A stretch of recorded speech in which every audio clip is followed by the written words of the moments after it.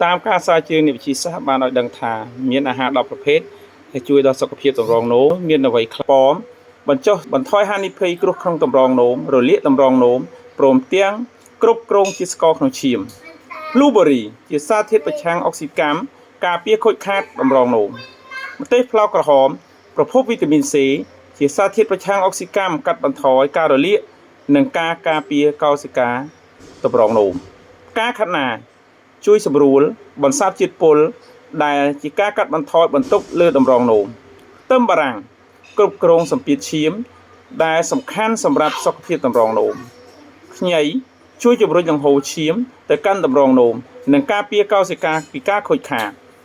ប្រេងខ្យងគ្រប់គ្រងសម្ពាធឈាមនិងការកាត់បន្ថយការរលាកល្អសម្រាប់តម្រងនោមខ្ទឹមសការកាត់បន្ថយជាតិខ្លាញ់ក្នុងឈាមនិងសម្ពាធឈាមដែលការពារខូចខាតតម្រងនោមផ្លែបឺរមានជាតិប៉ូតាស្យូមល្អសម្រាប់សុខភាពតម្រងនោមប៉ុន្តែកុំពិសាច្រើនទឹកសំខាន់បំផុតសម្រាប់ជំនួយដល់តម្រងនោមក្នុងការច្រោះកាកសំណល់និងជាតិពុលសរុបមកវិញអាហារទាំង10នេះ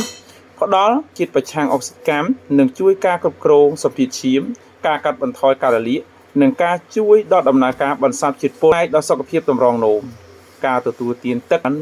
គ្រប់គ្រាន់ក្នុងការវាសំខាន់បំផុតដល់សុខភាពតម្រងនោម